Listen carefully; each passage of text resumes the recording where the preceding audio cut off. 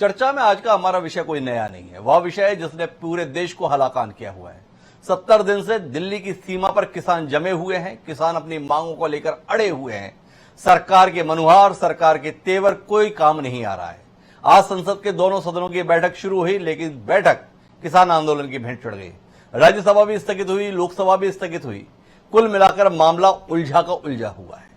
एक तरफ प्रधानमंत्री नरेंद्र मोदी ने 2 दिन पहले कहा था कि सिर्फ एक फोन कॉल की दूरी पर हैं किसान, लेकिन उसके उलट दूसरा दृश्य आज तमाम टीवी चैनल्स में साया रहा कि किस तरीके से दिल्ली की सीमा पर बाड़बंदी की जा रही है, किस तरीके से सीमेंट की दीवारें, कटीले कांटे की लेयर और इसके साथ में कीले बिछाई जा रही हैं। लग ही नहीं रहा कि ये दिल्ली की सीमा है। ऐसा लग रहा है कि हम देश की सीमाओं पर पहुंच गए हैं और वहां पर कोई शत्रु से बचने की कोशिश में है। लोग सवाल कर रहे हैं कि ये अगर संवाद से समाधान की कोशिश में सरकार है तो फिर इस सब की जरूरत क्यों आन पड़ी है। लेकिन दिल्ली पुलिस कमिश्नर की दलील है कि आप 26 जनवरी को हर्ष देख चुके हैं, अब हम दोबारा कोई मौका ऐसा नहीं आने देना चाहते। दोनों पक्षों के अपने तर्क हैं, दोनों पक्षों के अपने बयान हैं, लेकिन कुल मिलाकर समाधान से सभी दूर हैं। देश के कृषि मंत्री नरेंद्र सिंह तोमर आज भी बोले कि किसानों के इस मसले पर विपक्षी दलों को राजनीति नहीं करनी चाहिए। विपक्षी दलों को इस आंदोलन के माध्यम से अपने हित साधने का कोई प्रयास सत्तारूढ़ दल को रास नहीं आ रहा है। पर दरअसल मामला इस मामले में यही है कि 70 दिन के बाद भी देश सरकार को और किसानों को अड़ाअड़ी की भूमिका में ही देख रहा है। क्या इसी दृश्य को देखने के लिए देश विवश रहेगा या समाधान की कोई राह सूझेगी? जानने की कोशिश करेंगे कि एक फोन की कॉल की दूरी इस प्रकार से कईटियों की और इस प्रकार से जिस प्रकार से बाड़बंदी की जा रही है, इस हर्ष तक क्यों पहुंच रही है। कई खास मेहमान इस चर्चा का हिस्सा बनने के लिए आज एक बार फिर हमारे साथ में होंगे। उनसे आपका परिचय करा के इस अहम मसले के ऊपर आगे बढ़ेंगे। लेकिन यह सब सिलसिला हम शुरू करें उससे पहले समय है आज के विचार सूत्र का।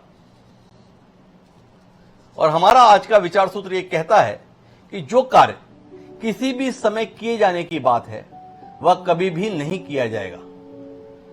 थॉमस फुलर ने जो ये हमें विचार सूत्र दिया था वो इस आधार पर था कि हर समय को एक निश्चित समय पर अंजाम तक पहुंचाना चाहिए। अगर हम इस दृष्टिकोण के साथ में रहेंगे ये कभी भी हो जाएगा तो वह कभी भी हो नहीं पाता है। किसान आंदोलन के संदर्भ में चाहे बात किसान की हो और चाहे सरकार की, कमोबेश इस रवैये ने समाधान से दूर कर रखा है। सरकार एक निश्चित समय सीमा के अंतर्गत दृढ़ता के साथ अपनी बात कह नहीं पा रही और किसान जो दृढ़ता के साथ अपनी बात पर अड़े हुए हैं वो किसी समाधान तक पहुंच नहीं पा रहे। समझने की कोशिश करेंगे कि आखिर इसका समाधान निकल भी सकेगा या निकल सकेगा। दोनों पक्ष बात करने की बात तो कहते हैं पर पिछले 10 दिन से दोनों बात भी नहीं करते हैं। हमारे साथ इस चर्चा का हिस्सा बनने के लिए कई खास मेहमान मौजूद हैं।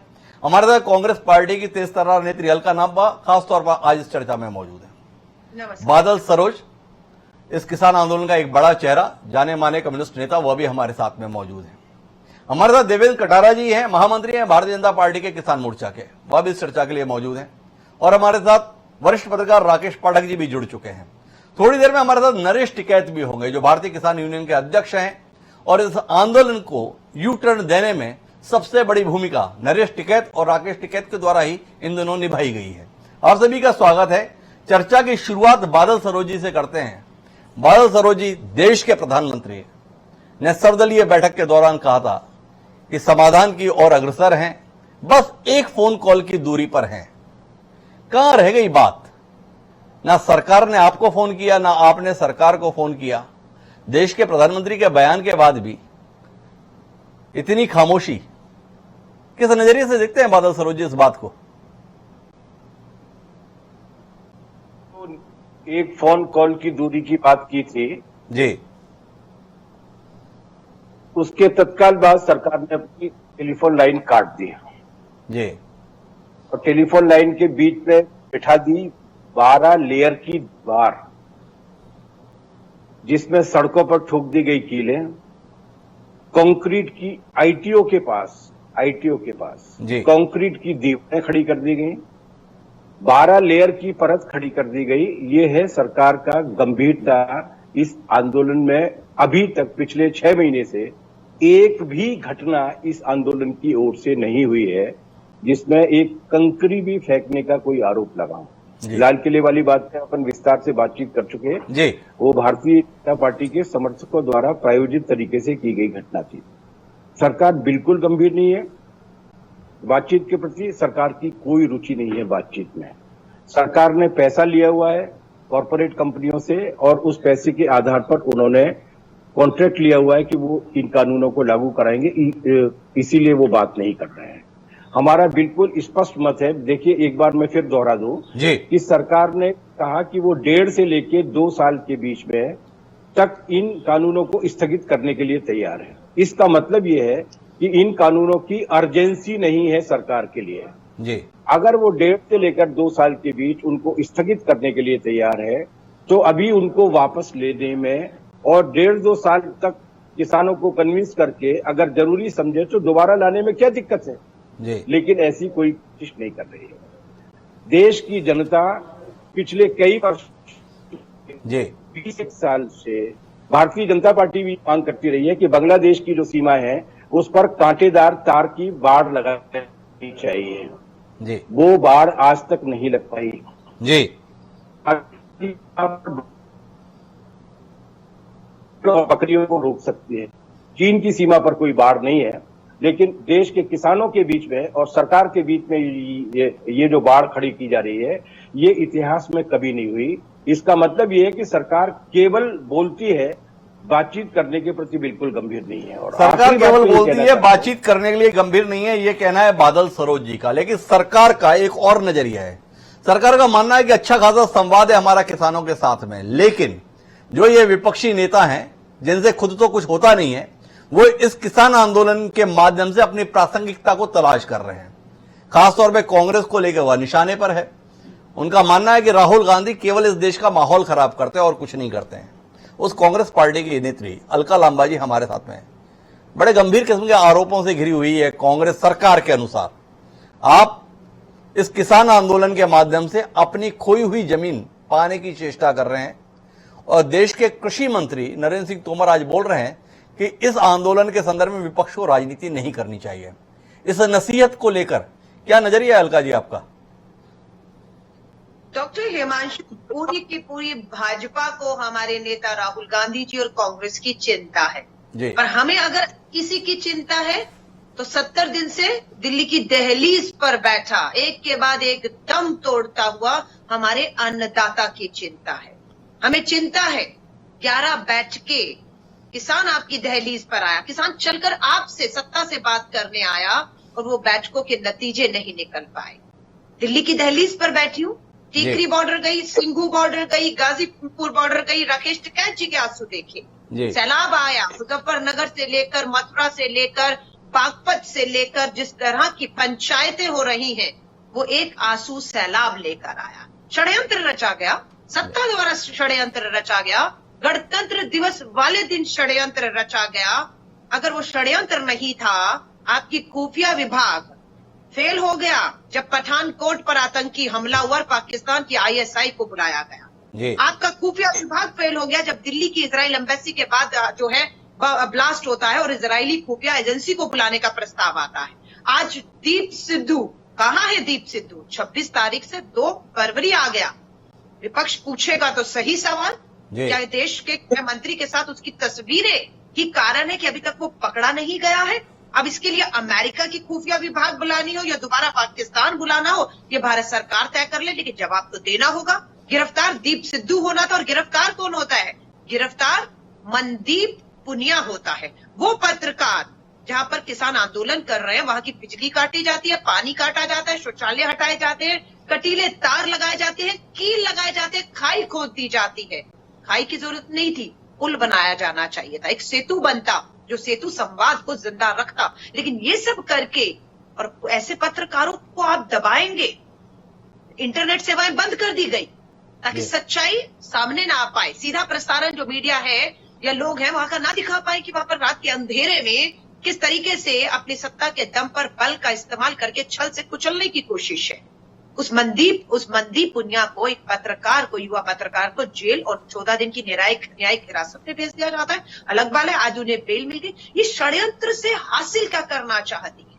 चीन हमारे सरहद में घुस आया। ये मैं नहीं कह रही, भाजपा के अरुणाचल प्रदेश से सांसद ने सैटेलाइट पिक्चरें देखी हैं। अरुणाचल में किस तरह से चीन ने गांव बसा लिया, आपका सिक्किम में सड़कें बना ली, नाकुला पास के पास आपका पूरा लद्दाख में घुस आया है। वहां तो भारत सरकार रोक नहीं पा रही है। हाँ, एक के बाद पीठ पे हमारे हमले हो रहे हैं, और यहाँ किसान अन्नदाता को दिल्ली की दहलीज पर रोकने के लिए ये षड्यंत्र करेंगे। मैं एक बात कहना चाहती हूँ, 3 चुनाव लड़े हैं, अपनी जरूरत होती है ना वोट के लिए। किसान चुनाव नहीं लड़ता, चुनाव हम लड़ते हैं, और हम दरवाजे पर जाते हैं, दहलीज पे जाते हैं, माथा टेकते हैं वोट के लिए। प्रधानमंत्री जी ने भी चाय पे बहुत चर्चाएं की थी 2014 में, जाके इनकी दहलीज पर, दरवाजों पर, चाय पर चर्चा की थी। आज आप सत्ता के इतने घमंड में चूर हो गए हैं कि आप कहते हैं एक फोन कॉल दूर है, लेकिन नेट काट देते हैं और बात करने के, संवाद के सारे रास्ते खत्म। अलका जी, एक सवाल है मेरा आपसे। किसानों से तो ये सवाल नहीं बनता, पर आपसे ये सवाल बनता है। आप तो राजनीति को बड़ी करीब से जानती समझती हैं।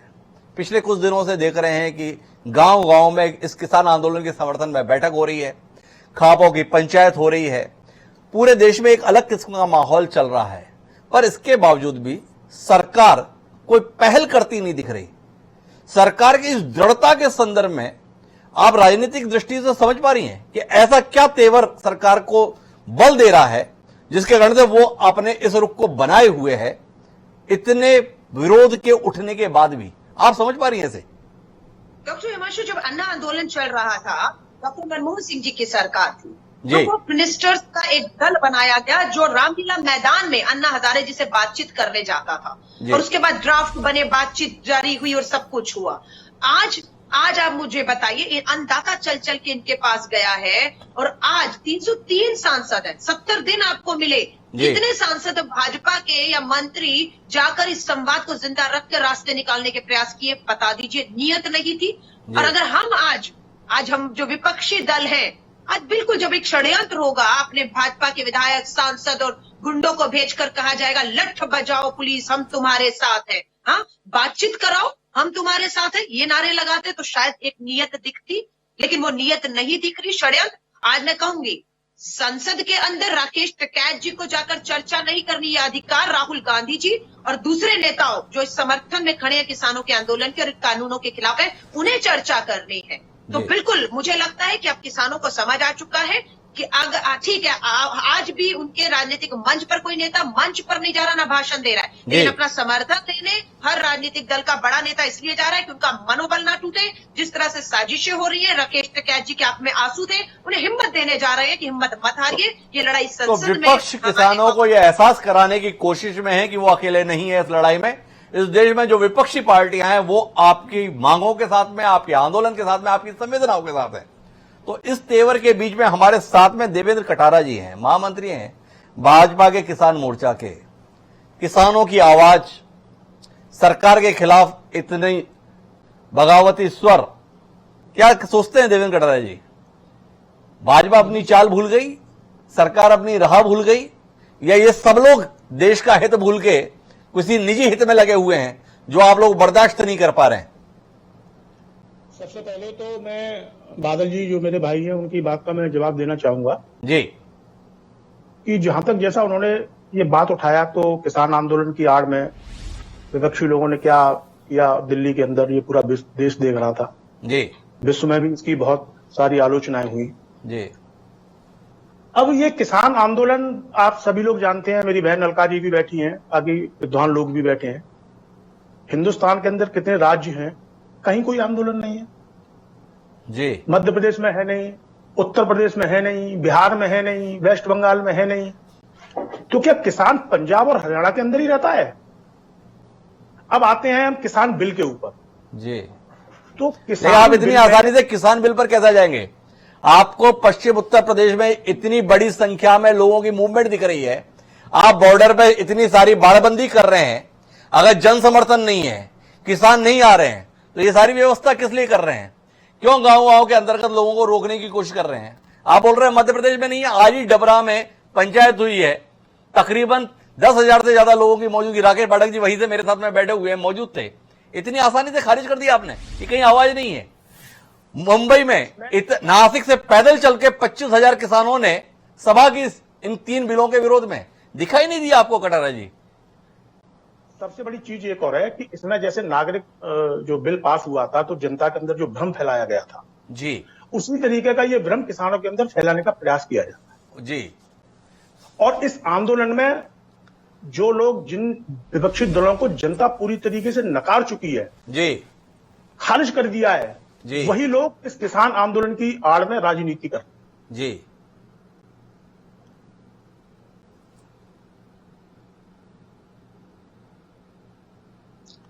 हेलो जी हाँ, के लिए घटना आपके सामने है। किसानों की आड़ में हमारे पुलिसकर्मियों के ऊपर हमला हुआ, महिला पुलिसकर्मियों को हमला हुआ। ये काम किसान नहीं कर सकता है, जी कभी नहीं कर सकता है।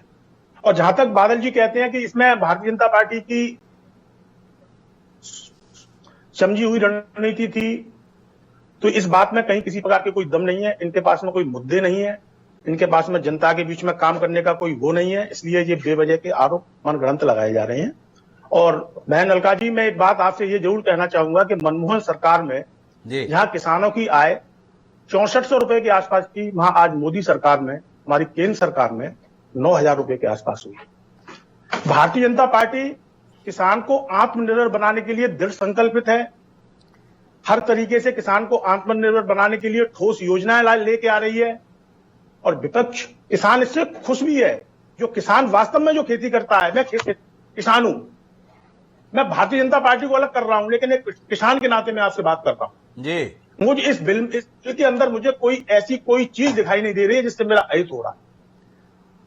कटारा जी, आपसे कुछ सवाल हैं। आप कितनी आसानी से ये बात कह ले रहे हैं? आपकी स्वयं की दमदार सरकार, लोकसभा में 303 सीटों के साथ मौजूद सरकार 22 पन्नों का प्रस्ताव दिए इन आंदोलनकारी तथाकथित किसानों को, जिन्हें आप किसान मानने से इनकार करते हैं, और उन्हें यह दलील देती है कि हम इतने संशोधन करने के लिए तैयार हैं। जिस कृषि बिल में आपको कोई खामी दिखाई नहीं देती, आपकी सरकार उसमें 22 पन्ने का प्रस्ताव दे चुकी है संशोधन के लिए। आपकी सरकार 2 साल तक स्थगित करने के लिए तैयार है उन लोगों से बात करके जिन्हें आप जैसा व्यक्ति किसान मानने से भी इंकार कर रहा है। इतनी कमजोर सरकार का साथ चल रहे हैं आप, अगर आपकी बात को सही माने तो। दो में से कोई एक बात जायज है, या तो सरकार मजबूत है और सामने किसान सच्चे हैं इसलिए सरकार झुक गई, या सरकार कमजोर है जो किसान नहीं उनके आगे भी दब गई। क्या कहेंगे आप? हिमांशु जी, सबसे बड़ी चीज जो महत्वपूर्ण बात है, जो किसान में जो बिल विधेयक पास हुआ है जी, विपक्षियों का कहना है, हमारे जो किसान नेता बैठे हैं उनका कहना है कि इसमें समर्थन मूल्य खत्म किया जा रहा है, जबकि ऐसा बिल्कुल नहीं है। अभी भी इस बजट में भी समर्थन मूल्य को बढ़ाया गया है। हमारे विपक्षी भाई किसान लोग कह रहे हैं कि इसमें मंडियों का स्वामित्व खत्म किया गया है। मंडियों का स्वामित्व बिल्कुल खत्म नहीं किया गया है। कटार साहब, इस पे रहिए ना, आप विषय से भ्रमित हो रहे हैं मुझे लगता है। आपसे सवाल है 22 पन्ने का आपको इंकार है, इतने अच्छे थे तो प्रस्ताव क्यों दिया? और आपसे जानने में दिलचस्पी है कि आपकी सरकार को ऐसी क्या दहशत है जो किसानों के संदर्भ में दिल्ली की सीमा पर की जा रही है? किस बात का? सबसे बड़ी कानून भंग होती है, जैसे 26 जनवरी को व्यवस्था भंग। तो इन सब चीजों का बड़ा एहतियात कदम उठा रहे हैं के लिए।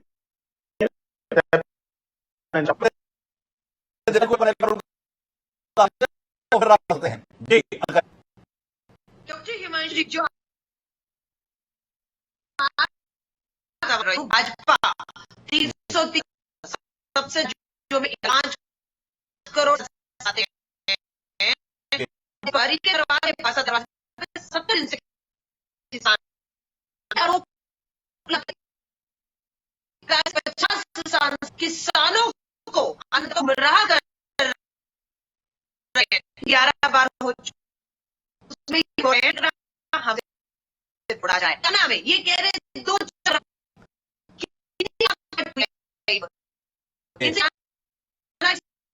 इंटरनेट अपने से राजधानी दिल्ली में 2 बार दिल्ली लगे हुए कोशिश में सारा हुई। नहीं है, लेकिन जिन्होंने गुंडागर्दी की वो अभी भी आजाद घूम रहा है। ये दूसरा फेल्यूर था देश के गृह मंत्री का। इसलिए कांग्रेस मांग करती है कि देश का गृह मंत्री अमित शाह जी एक नहीं एक ही साल में राजधानी दिल्ली में 2 बार कानून व्यवस्था को लागू करने में पूरी तरह फेल हुए। इसलिए हम उनके इस्तीफे की मांग करते हैं, क्योंकि उनकी प्राथमिकताओं में देश और दिल्ली की सुरक्षा नहीं है। तो सुरक्षा के मोर्चे पे सरकार विफल हो रही है, ये अलका लांबा जी का कहना है। लेकिन मैं राकेश पाठक जी के पास आना चाहता हूं। राकेश पाठक जी लगातार इस किसान आंदोलन पर लिख रहे हैं, उस इलाके से होकर भी आ रहे हैं। इस उलझन के संदर्भ में कोई सुलझने की उम्मीद पाठक जी आपको दिखती है? आप उस ग्वालियर से ताल्लुक रखते हैं जहां से इस देश के कृषि मंत्री नरेंद्र सिंह तोमर आते हैं। बड़े सुलझे हुए नेता माने जाते हैं, पर बहुत उलझे हुए दिखाई दे रहे इस आंदोलन में। आपसे जानना चाहता हूं, दोनों बातें कैसे संभव हैं? देश का प्रधानमंत्री कह रहा है बस एक कॉल की दूरी है, और उसके साथ जो कुछ चल रहा है वो बता रहा है कि दिलों के स्तर में दूरी बहुत ज्यादा हो गई है। आपकी टिप्पणी? जी मंजू, मैं आपकी 2-3 सवालों के जवाब दूं उससे पहले जी एक बात बहुत स्पष्ट करना चाहता हूं। अलका जी, आप ध्यान से सुन लीजिए। जी आपको, राहुल गांधी जी को और पूरे देश को ये ध्यान रखना चाहिए कि मई 2014 में भारतीय जनता पार्टी और नरेंद्र मोदी चुनाव नहीं जीते थे जी। उसके साथ साथ एक अघोषित संविधान संशोधन भी हुआ था कि अब आज के बाद मई 2014 की उस पवित्र पावन संध्या के बाद देश में राजनीति करने का अधिकार सिर्फ नरेंद्र मोदी जी को, सिर्फ भारतीय जनता पार्टी को रहेगा। वे चाहें तो पुलवामा के शहीदों के ताबूतों के बैनर पोस्टर लगाकर उत्तर प्रदेश का चुनाव लड़ें। वे चाहें तो नरेंद्र मोदी जी गुजरात में पहली बार के वोटरों से शहीदों के नाम पर वोट मांगे। ये सारे अधिकार सिर्फ उनको हैं। पता नहीं क्यों आप लोग भूल जाते हैं, अलका जी, राहुल गांधी जी, आप लोग हर चीज में राजनीति करने आ जाते हैं। का काम नहीं है, राजनीति करना सिर्फ भारतीय जनता पार्टी का काम है जी। दूसरी बात, अब मुद्दे पर आते हैं। नरेंद्र सिंह तोमर जी का आपने जिक्र किया, उन्होंने ही आज कहा कि विपक्ष के लोग राजनीति कर रहे हैं जी। तो मेरा कहना यह है कि जो राजनीतिक दल हैं वे तो राजनीति करेंगे ही जी। हर मुद्दे पर जनता की बात को रखना, जनता के पक्ष को रखना राजनीतिक दलों का काम है। अब इसमें ऐतराज बीजेपी को हो, कटारा जी को हो, तो हम कुछ नहीं कर सकते जी। मुद्दे की बात यह है कि जिस विषय पर हम बात करने खड़े हुए हैं जी, इस सरकार ने जो इंतजामात किए हैं दिल्ली की सरहदों पर, ऐसे इंतजाम हमारे देश की सीमाओं पर भी नहीं है, ये आप खुद ही कह चुके हैं जी। बाघा बॉर्डर पर भी उस बड़े गेट के बगल में एक छोटी सी जगह है जिससे आना जाना आपात स्थिति में होता है जी। अंग्रेजी हुकूमत ने भी मोहनदास करमचंद गांधी को और कांग्रेस के राष्ट्रीय आंदोलन में शामिल नागरिकों को कहीं भी आने जाने से रोकने के लिए ऐसे इंतजाम नहीं किए थे जैसे दिल्ली में देश की चुनी हुई सरकार कर रही है जी। अब वो जो एक फोन कॉल की दूरी की आप बात कर रहे हैं, वो फोन कॉल देश के प्रधानमंत्री इसलिए नहीं लगा पा रहे कि उनकी मंशा नहीं है फोन की, वरना भारत का प्रधानमंत्री अंतरिक्ष में घूमते हुए किसी उपग्रह में बैठे हुए किसानों से भी बात करने की सामर्थ्य रखता है जी। ये जो उलझाव है ये असल में मंशा का उलझाव है, नियति का उलझाव है जी। अगर नियत साफ होती, नियति साफ होती तो किसानों के दिल्ली पहुंचने से पहले इतनी रोक टोक नहीं होती जी। हमने देखा है 2014 से पहले कितने बड़े बड़े आंदोलन हुए। महेंद्र सिंह टिकैत के आंदोलन की तो बात बहुत पुरानी हो गई, नई पीढ़ी को हम सिर्फ अभी के आंदोलन याद दिलाते हैं 2014 से पहले के जी। अन्ना हजारे का आंदोलन, बाबा रामदेव का आंदोलन, निर्भया के समय का आंदोलन।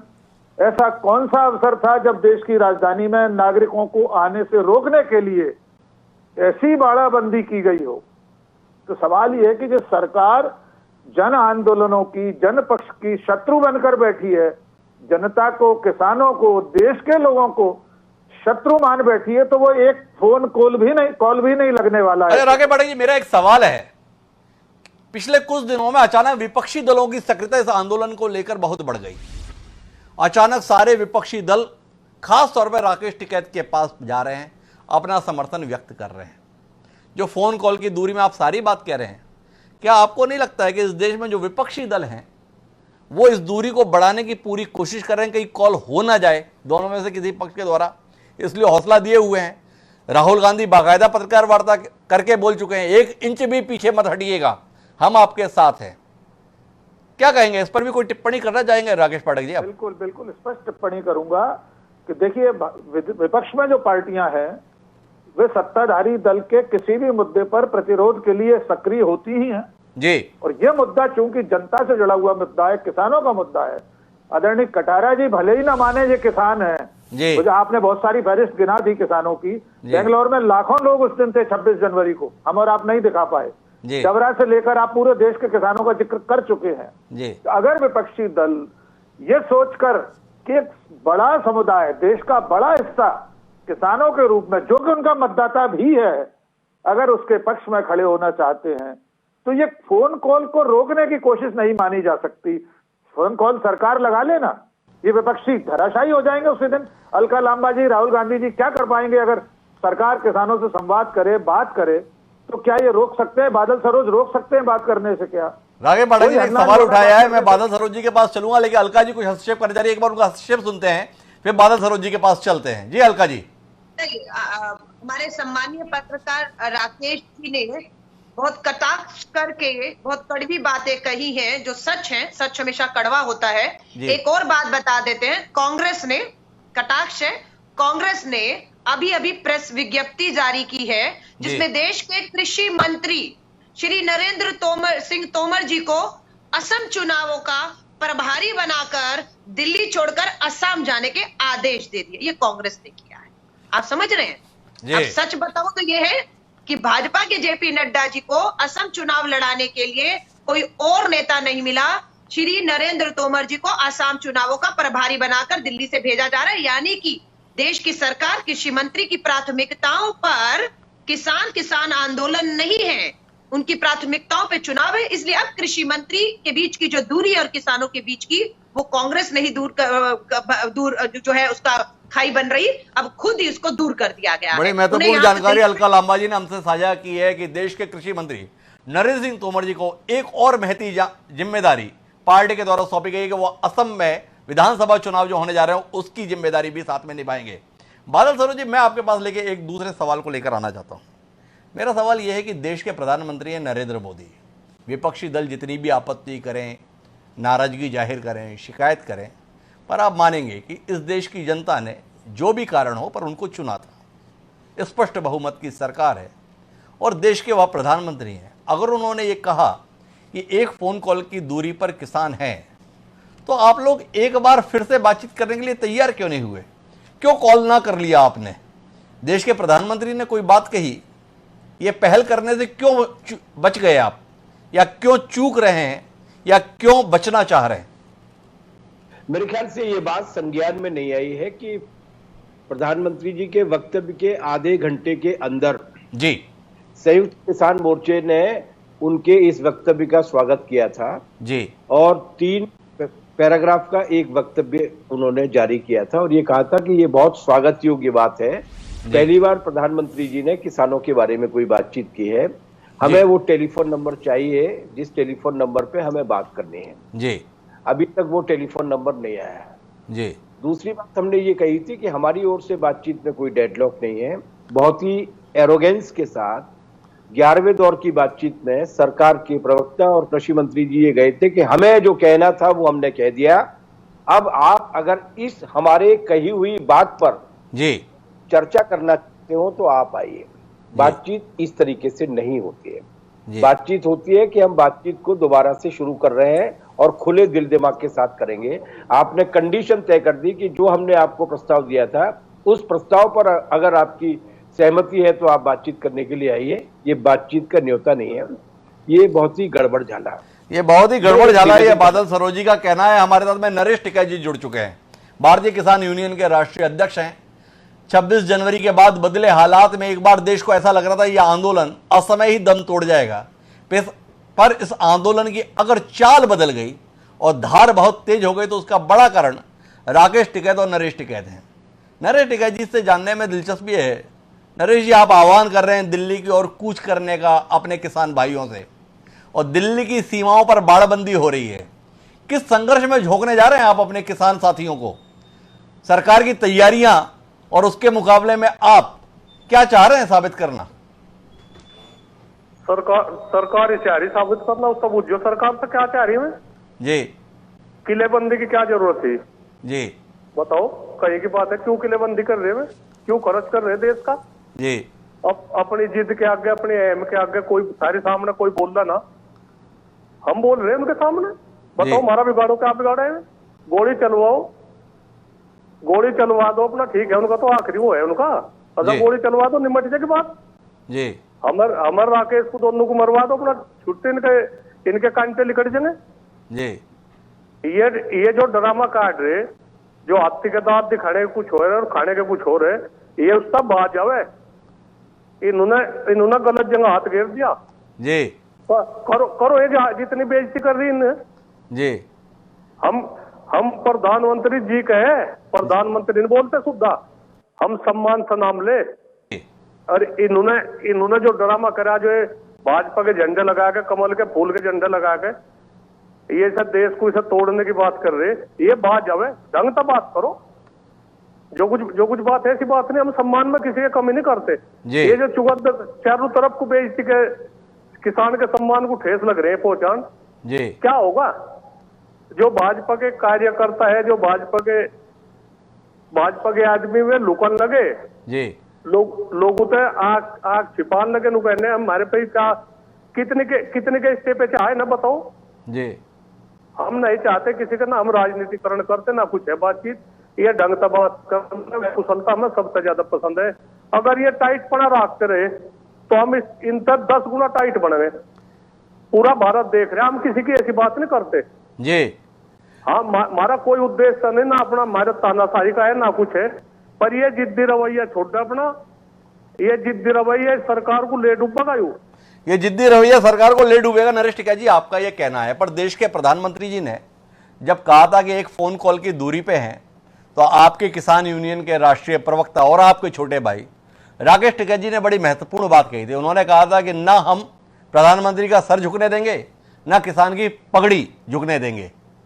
पर उसके बाद से कुछ हुआ नहीं। क्यों नहीं बात कर रहे आप सरकार से? क्यों नहीं जा रहे सरकार के पास? सवाल है। मेरा नंबर दे दो प्रधानमंत्री को, 97 19 299 399 जी कर लेंगे प्रधानमंत्री की बात, जो ना जरूरत होगी जी। हाँ, प्रधानमंत्री जी बात कर लेंगे। उन्होंने गलत जगह टक्कर ले ली, उन्होंने गुजरात देखी होगी जी।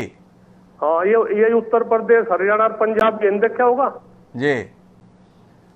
तो नरेश जी, हमारा कुछ आगे आपने 6 तारीख को पूरे भारत बंद का ऐलान किया हुआ है, क्या साबित करना चाहेंगे? 26 तारीख को परेड का आपने आयोजन किया था, लाल किले का जो हादसा हो गया, सब डिफेंसिव हो गए। अब आप फिर से एक आंदोलन सड़क पर ले जाने की बात कर रहे हैं। क्या आपको नहीं लगता है कि फिर से जोखिम लिया जा रहा है? मानना है हम इस बात को, जी। मानना ऐसी बात नहीं है।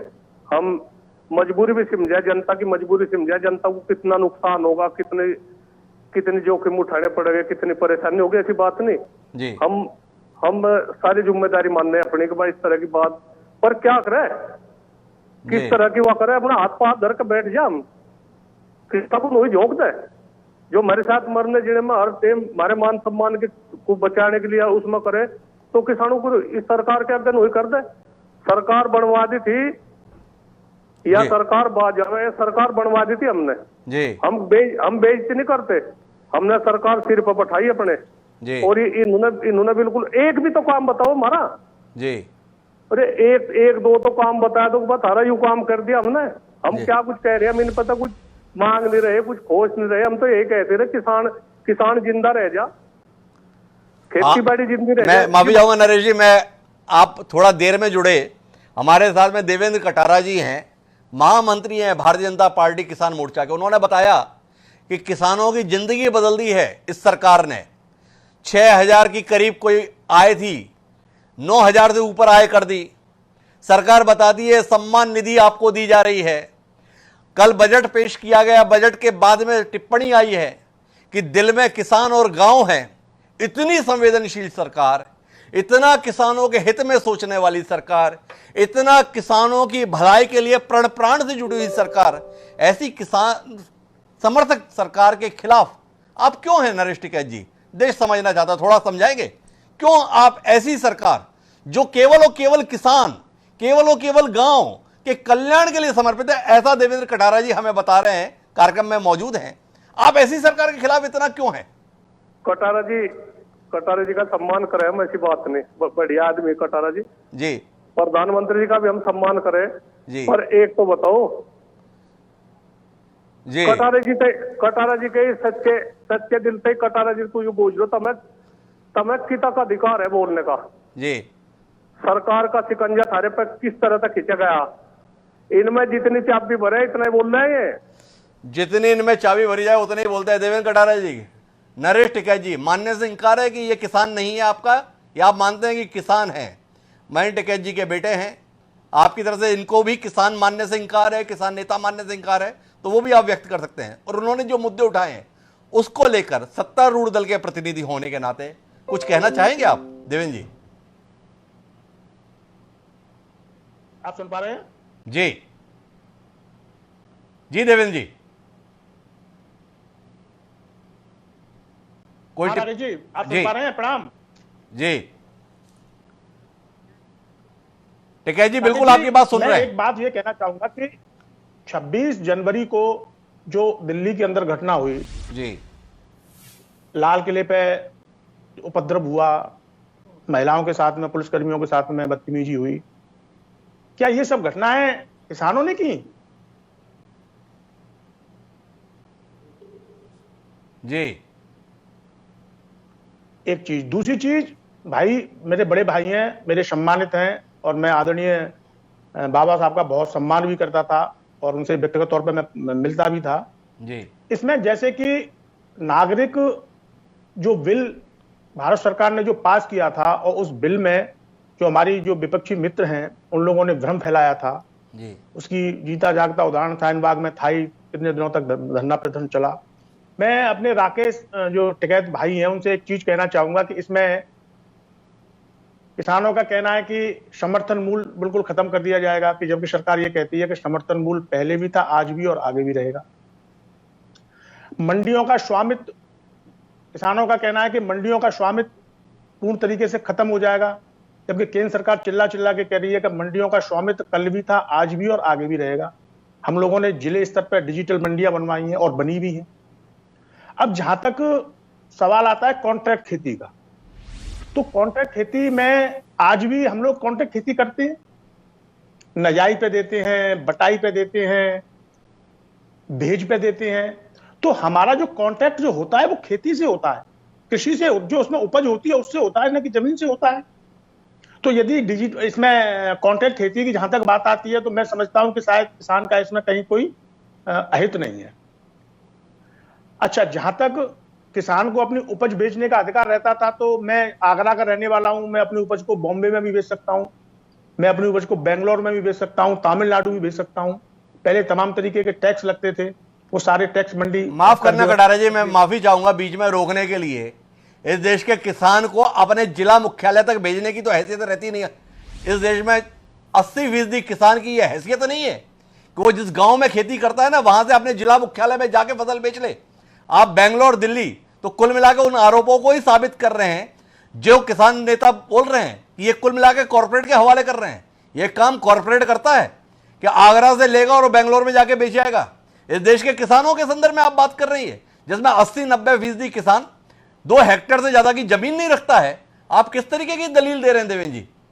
हिमांशु जी, अभी तक ये था, लेकिन ये किसान को पूरा अधिकार दिया गया है, किसान अपनी उपज को बॉम्बे तक बेच सकता है जी। हमारे यहाँ, मेरे गांव के कई किसान हैं जो अपना आलू बॉम्बे तक लेके गए हैं।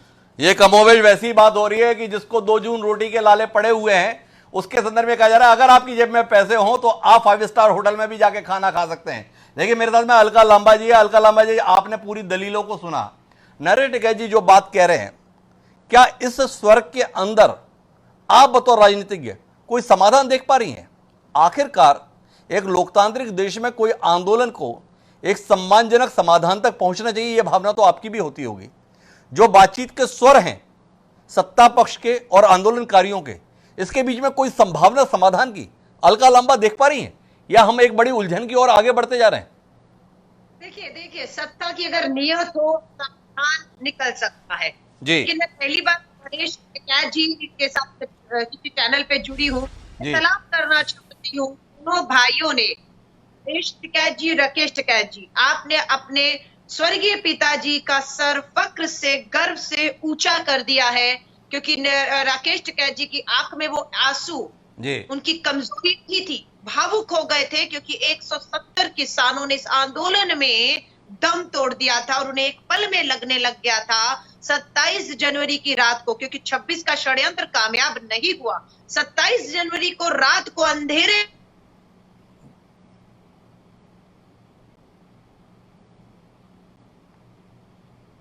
गए हैं। राकेश टिकैत की जान को खतरा था, भाजपा के सांसद भेज दिए गए। लेकिन आप मुझे सुन पा रहे हैं? जी। लेकिन मैं ये कह रही हूँ, राकेश टिकैत जी का एक आंसू और नरेश टिकैत जी ने जो रात भर मुजफ्फरनगर में एक महापंचायत बुलाकर अपनी ताकत का, अन्नदाता ने अपनी ताकत का एहसास किया, उसने इस सरकार की आंखें खोलने का काम किया कि षड्यंत्र काम नहीं करेगा। भाजपा के प्रवक्ता नागरिकता कानून की बात कर रहे थे, हमने कुचल डाला, खत्म कर दिया षड्यंत्र का। उन्हें कहिए इस आंदोलन में और नागरिकता कानून आंदोलन में जमीन आसमान का फर्क है। वो एक धर्म विशेष के खिलाफ कानून लाया गया था, लेकिन ये कानून हमारे 60 करोड़ अन्नदाता और उससे जुड़े हुए, कृषि से जुड़े हुए मजदूरों के खिलाफ लाया गया है। 134 करोड़ के भारतीयों का पेट का सवाल है, भुखमरी की कगार पे आ जाएगा अगर इस किसान ने अपना हल छोड़ दिया तो गलतफहमी में मत रहे। नागरिकता कानून से इस आंदोलन की तुलना ना करें और ना कोई षड्यंत्र करें। मैं फिर कहूंगी, ये जो कील आप दिखा रहे हैं ना, ये इसी की कहते हो ना, एक कब्र का अंतिम कील साबित हो जाएगा। अभी भी समय है, संभल जाए, षड्यंत्र करना छोड़े, प्राथमिकताओं पर इस कानून को ले ले। चुनाव आते जाते रहेंगे, हार जीत चलती रहेगी, लेकिन अन्नदाता 70 दिन से आपकी दहलीज पर बैठा, उसे हल्के में लेने की अलका लांबा जी का कहना है कि नियत ठीक करें। देवेंद्र कटारा जी, आपकी इस दलील को मैं अभी तक नहीं समझ पा रहा हूं कि इतनी बड़ी संख्या में, जिस प्रदेश से आप ताल्लुक रखते हैं, जहां से नरेश टिकैत जी भी बैठे हुए हैं, हजारों लाखों की संख्या में किसान दिल्ली की ओर रुख कर रहे हैं, सरकार उन्हीं को रोकने के लिए सारे प्रबंधन कर रही है, इंटरनेट काट रही है, बिजली काट रही है, पानी रोक रही है, इसके बावजूद भी आप इतनी निश्चिंतता के स्वर से कैसे हैं? क्या आपको नहीं लगता है कि जो बहुमत आपको मिला है, इसने आपको जमीनी हकीकत देखने से कुछ दूर कर दिया है? हिमांशु जी, कांग्रेस का शासन काफी समय तक देश के ऊपर रहा जी। कांग्रेसी शासनकाल में किसान की क्या स्थिति, ये मेरे बड़े भाई नरेश जी भी जानते हैं बहुत अच्छी तरीके से जी। और इस दूसरे साल का समय तो अभी भाजपा केंद्र सरकार में चल रहा है, लेकिन भाजपा ने जो इस बहुत ही कम समय में किसानों के लिए जो काम किया है, वो मैं समझता हूं कि आने वाले समय में किसानों को ये कार्य जो है आत्मनिर्भर बनाने के लिए प्रेरित करेगा और आगे भी बढ़ाएगा। मैं एक बयान आपको सुनवाता हूं देवेंद्र कटारा जी, कि आप इस नजरिए के साथ में कोई समाधान तक कैसे पहुंचेंगे। एक आपके विधायक हैं गुर्जर साहब, उनका एक बयान है इस आंदोलन के संदर्भ में। आपसे जानना चाहूंगा कि इन बयानों के माध्यम से एक तरफ देश के प्रधानमंत्री, एक तरफ देश के कृषि मंत्री इन किसानों के संदर्भ में इतने सम्मानजनक तरीके से बर्ताव कर रहे हैं, बयान दे रहे हैं। सुलह भले ही ना हो पाए, पर सम्मान में कम से कम कमी नहीं। दूसरी तरफ बयानबाजी का यह दौर है। एक बार सुनिए क्या कुछ कहा है आपके साथी ने।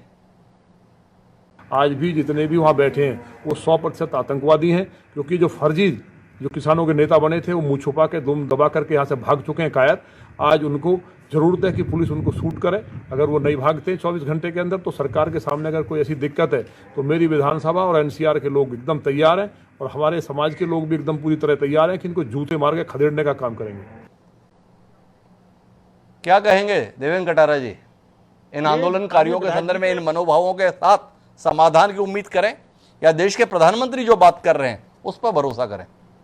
ये उनके विधायक जी के अपने निजी विचार हो सकते हैं। भारतीय जनता पार्टी सिद्धांत की राजनीति करती है, इस तरह के विचारों की राजनीति कभी नहीं करती। माफ करिए कटारा जी, आपकी पार्टी के सम्मानीय विधायक हैं, आपको कोई शर्मिंदगी का बोध, आत्मग्लानि, कोई अपने आप में अपमान स्वयं का भी महसूस नहीं हो रहा है इस बयान को सुनते हुए? आपने इतनी आसानी से पल्ला झाड़ दिया, वो अपन का निजी बयान है तो आपकी पार्टी से जुड़े हुए, कहीं तो कोई जिम्मेदारी लेंगे आप? सम्मानित संवैधानिक पद पर रहते हुए। मैं अलका जी से एक बात कहना चाहूंगा, हिमांशु जी, जी कि जैसे कांग्रेस ने, भाई कांग्रेस के पास में, कांग्रेस जनता कांग्रेस को पूरी तरीके से नकार चुकी है। जी पार्लियामेंट चुनाव हुआ, पार्लियामेंट चुनाव में कांग्रेस की क्या हालत हुई हम सबको पता है, पूरा देश देख रहा है। जी असेंबली चुनाव होता है, असेंबली चुनाव में कांग्रेस की क्या स्थिति है वो सारा देश देख चुका है। अब जैसे इन्होंने नागरिकता पे, अभी मेरी बहन अलका जी ने कहा कि नागरिकता जो बिल था वो एक महजब से जुड़ा हुआ वो था, विधेयक वो था, लेकिन उस विधेयक में भी इन्होंने भ्रम फैलाया, जी भ्रम फैलाने का प्रयास किया, एक समुदाय विशेष को बरगलाया पूरी तरीके से। और उस समय आंदोलन भी बहुत तेजी से चला, दिल्ली में भी धरना प्रदर्शन हुआ। और वो जब जनता के दिमाग में आया कि ये सब फर्जीफिकेशन है, कांग्रेस केवल ये राजनीति कर रही है और इसके अलावा कांग्रेस के पास कोई दूसरा विकल्प नहीं है। सेम हिमांशु जी यही कंडीशन इस किसान बिल के अंदर में है। सेम कंडीशन इस किसान बिल के संदर्भ में देवेंद्र कटारिया इस बात पर है। नरेश टिकैत जी मेरे साथ में है, किसानों का एक बड़ा चेहरा है। नरेश टिकैत जी, भारतीय जनता पार्टी के किसान मोर्चा के जिम्मेदार पदाधिकारी का कहना है सब कुछ कांग्रेस का बहकाया हुआ है। क्या कांग्रेस के बहकाने के चलते आप सब इस आंदोलन में खड़े हुए हैं? क्या विपक्षी दलों ने बहका के आप लोगों को इस स्थिति में ला दिया है? आपकी समझ, आपकी बुद्धि, आपका विवेक कहीं नहीं है जो ऐसे बहकावे में आकर 70 दिन से दिल्ली में अपना और दुनिया का जीना हराम किए हुए हैं? क्या कहेंगे नरेश टिकैत जी?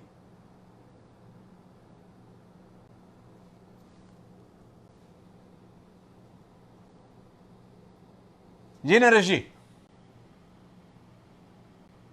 नरेश जी से हमारा संपर्क नहीं हो पा रहा है। बादल सरोज जी लेके हमारे साथ में जुड़े हुए हैं। बादल जी, आप इस प्रश्न का शायद जवाब दे पाए। देखिए, सरकार बिल्कुल भी चिंतित नहीं है इस प्रश्न का समाधान निकालने के लिए। जी अगर वो जरा सी भी चिंतित होती तो ये जो हमारे मित्र गुर्जर साहब ने जो वहां पर जाकर भाषण दिया, जिसकी वजह से राकेश टिकैत जी ने और सारे किसानों ने अपमानित महसूस किया, जी क्या एक भी भाजपा के प्रवक्ता ने या नेता ने इस बयान की भर्त्सना की? नहीं की। जी वो मामले को बहुत ज्यादा विस्फोटक बनाना चाहते हैं, टकराव की स्थिति को लाना चाहते हैं, जो बहुत अशुभ है। जी बीच में आपने एक बात कही थी, मैं उसको थोड़ा सा रेखांकित करना चाहता हूं, और वो बात यह है कि नरेंद्र मोदी जी हम सबके प्रधानमंत्री हैं। जी लोकतंत्र में चुनाव के पहले वो बीजेपी के नेता थे, लेकिन अब वो हम सबके प्रधानमंत्री हैं। और उसके नाते उनकी जिम्मेदारी ये बनती है कि समाज का एक बड़ा तबका अगर असंतुष्ट है, अगर बेचैन है, अगर व्यथित है, तो उसकी उस समस्या का समाधान निकाले। जी सरकार की ओर से ये सब करने की बजाय उस पर हमला किया जा रहा है। ग्वालियर में किसान पिछले 1 महीने से धरने पर बैठे हुए हैं, उनके ऊपर जाकर कुछ 25-50 लोग जाकर हमला करते हैं। ऐसी घटनाएं पूरे देश भर में अगर चलेंगी और उसको बार बार आप नागरिकता कानून के साथ जोड़कर एक सांप्रदायिक रंग देने की अगर कोशिश करेंगे तो ये ठीक नहीं है, ये अशुभ है। मैं बहुत ही विनम्रता के साथ एक बार फिर सरकार से कहना चाहूंगा कि बातचीत कीजिए, इन कानूनों को वापस लीजिए, 1.5-2 साल तक अभियान चलाइए लोगों के बीच में, और उसके बाद अगर आप किसान को कन्विंस कर लेते हैं तो दोबारा ले आइएगा कानून। तो बादल सरोज जी कह रहे हैं कि आप फिर से संवाद कीजिए, बातचीत कीजिए, लेकिन नरेश टिकैत जी, देश के कृषि मंत्री नरेंद्र सिंह तोमर का अभी बयान आया है, उसमें उन्होंने कहा है कि पहले आप आंदोलन समाप्त कीजिए और सरकार के साथ गले मिलिए, और उनका भाव ये है कि पहले आंदोलन खत्म करें और उसके बाद समाधान के लिए आगे बढ़ें। आप गले मिलेंगे या गले पड़े रहेंगे, ये सवाल लोगों के जहन में है। कहां जाएंगे? पहले समाधान करो बात का, और आंदोलन बाद में होगा। जी, ये जो 70 दिन तक वहां धरना चल रहा, हमारे 100-150 आदमी शहीद हो लिए, इनका एक शब्द उनके प्रति ये तो नहीं निकला भाई हमारे किसान जाड्डे में पाले में शहीद हो गए, भाई चले गए। तो इस तरह की बात, ये इस तरह का ये इतना भड़काऊ भाषण ना दो। नरेंद्र तोमर जी हमारे बुजुर्ग है, मानते हैं उनकी बात, अच्छे है वे खूब, पर वे उन्हें सरकार को कह दो, वहां से प्रधानमंत्री को कह दो, उनको हमारी छवि खराब लग रही हो जी। तो नरेश टिकैत जी का कहना है कि आंदोलन की और उनकी छवि खराब ना की जाए। किसान आर पार की स्थिति में दिखाई दे रहे हैं। राकेश पाठक जी मेरे साथ में है। राकेश पाठक जी, दोनों पक्ष डिगने के लिए तैयार नहीं है, बात जो भी कह लें, पर कुल मिलाकर टकराव की स्थितियां 12 दौर की बातचीत के बाद भी वहीं के वहीं हैं। देश के लोकतंत्र के लिए आप इसे किस निगाह से देखते हैं? देखिए हिमांशु जी, ये लोकतंत्र के लिए अच्छे संकेत नहीं है जी। सबसे पहली बात तो नियति की बात है, नियत की बात है। इस आंदोलन की नियति उसी दिन तय हो गई थी कि जिस दिन सरकार और उसके पूरे तंत्र ने इसे खालिस्तानी, पाकिस्तानी, चीनी कहना शुरू किया।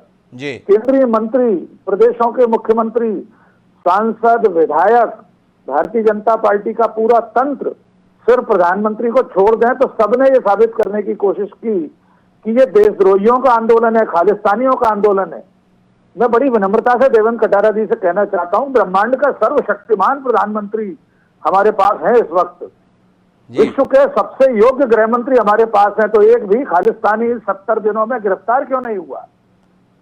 तो सरकार की नियत ही इस आंदोलन के प्रति लोकतांत्रिक नजरिए वाली नहीं है। सरकार का पूरा तंत्र इसे देशद्रोहियों का आंदोलन बताने पर तुला हुआ है। तो हम कैसे उम्मीद कर सकते हैं हिमांशु जी कि इसका कोई हल निकलेगा? इसका कोई हल निकलेगा? इसके संदर्भ में एक और सवाल है पाठक जी, एक और सवाल आपसे। बात अब इस पे अड़ी है कि फोन कौन करेगा। एक फोन कॉल की दूरी तो है, पर बातचीत से समझ में ये आ रहा है किसान नेता कह रहे हैं कि सरकार फोन करे, सरकार ये कह रही है कि किसान हमें फोन कर लें।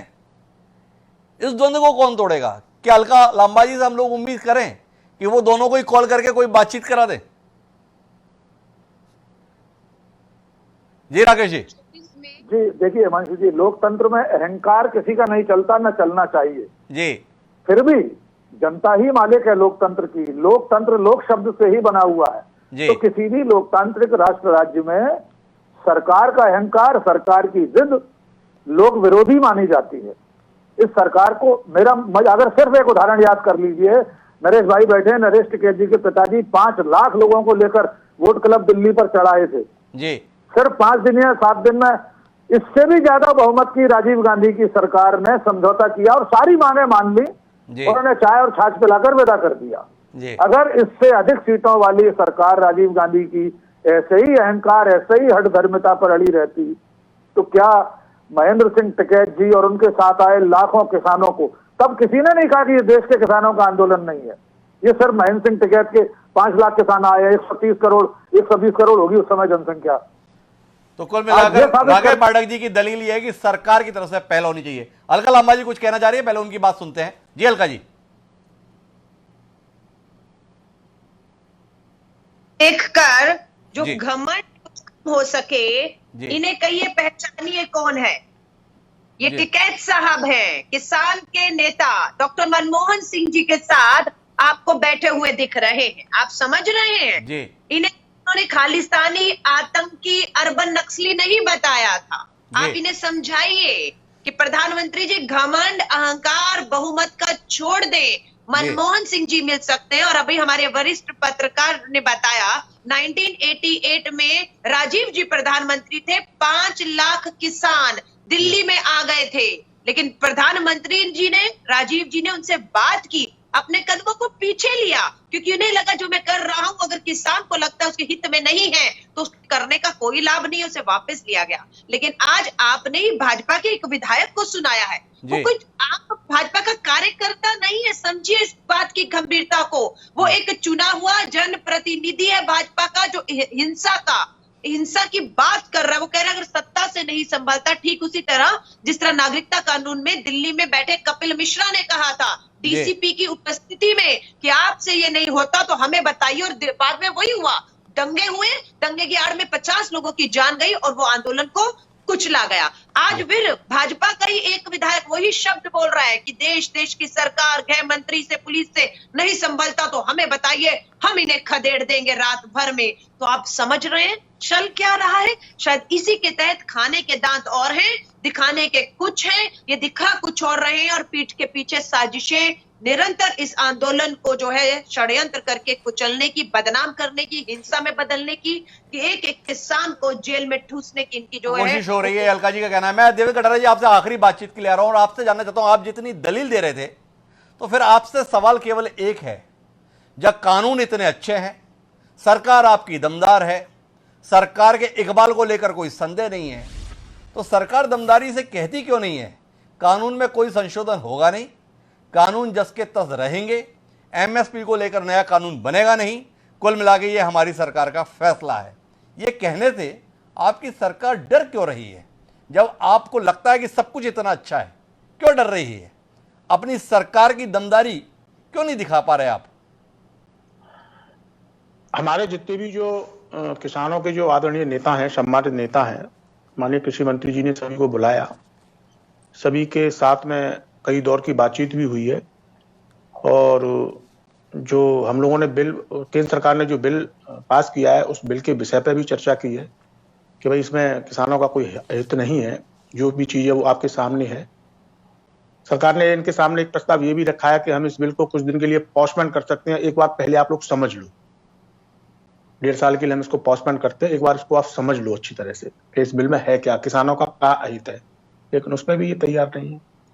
अब सबसे बड़ी चीज हिमांशु जी एक आती है बात कि मैं, मेरे बड़े भाई, मैं सम्मानित टिकैत साहब जो बैठे हैं उनसे ही अनुरोध करूंगा, उनसे ही अपील करूंगा कि एक बार किसान और सरकार के बीच में वार्ता होनी चाहिए। वार्ता के लिए किसान तैयार भी है, सरकार तैयार भी बैठी है और मैं समझता हूं कि एक बार इस बिल को अच्छी तरह से समझना चाहिए कि इस बिल के अंदर है क्या, किसानों का इस बिल में ऐसा कौन सा हित है इस बिल के अंदर, इससे किसानों को आने वाले समय में नुकसान होगा। कटारा जी, एक सवाल आपसे आखिरी इस कार्यक्रम का, जब आपने कहा है कि बात होनी चाहिए, तो क्या आप पहल करेंगे अपनी पार्टी के अंदर कि सरकार की तरफ से किसान नेताओं को फोन जाए बातचीत के लिए, या सरकार बैठे हुए इंतजार करेगी कि किसान नेता उनकी बाड़बंदी के चलते घुटने पर आए और फोन करके गुहार करें कि साहब हम फिर से बात करने के लिए तैयार हैं? क्या उम्मीद कर सकते हैं आपसे? सरकार और हमारे कृषि मंत्री तो लगातार कह रहे हैं कि हम लोग बातचीत के दरवाजे खुले हुए हैं, आप आइए, बात करने के लिए तैयार हैं हम लोग। कॉल कौन करेगा? अरे सरकार जब बैठी है बातचीत करने के लिए, कटारा जी सीधा सवाल है, कॉल कौन करेगा? क्या देवेंद्र कटारा, भारतीय जनता पार्टी के किसान मोर्चे के महामंत्री, ये कहने की स्थिति में है या इसकी गंभीरता को समझते हुए ये बात कह सकते हैं कि वह सरकार से आग्रह करेंगे कि सरकार कॉल कर ले, या सरकार कहेगी अगर आप कॉल कर लेंगे तो हम बैठे हुए हैं? सीधा सवाल है आपसे। हिमांशु जी सीधा ही जवाब दे रहा हूं कि सरकार तो बिल्कुल तैयार बैठी है बात करने के लिए। कई 11 दौर की बातचीत हो गई है, तो कॉल करेगी?